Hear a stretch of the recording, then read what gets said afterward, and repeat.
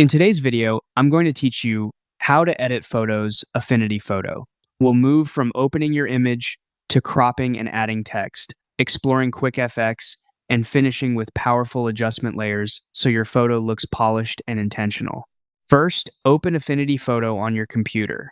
Once it's launched, go up to the File menu, choose Open, select the photo you want to work on, and click Open.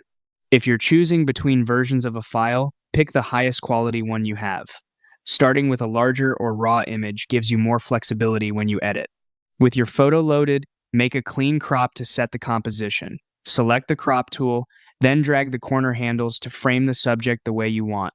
Use the on-screen grid to align horizons and keep important elements along thirds for balance. When it feels right, apply the crop. If you want to label the image or add a caption, switch to the text tool, click on the canvas, and type. You can adjust font, size, color, and spacing in the context toolbar so the text complements the image rather than competing with it. Next, look to the right side for quick FX.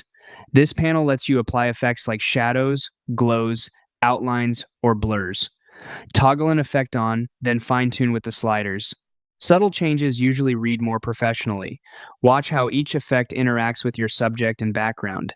For broader tonal control, go to the top menu associated with your pixel editing workspace, hover over New Adjustment Layer, and choose the option you need, such as brightness, contrast, levels, curves, white balance, or HSL. Click the one you want and adjust the sliders while watching the image.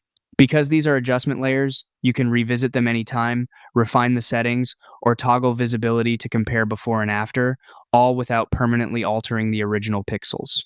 That's the full workflow we'll use. Open, crop, and add text, enhance with quick FX, and refine with adjustment layers for a clean, confident result.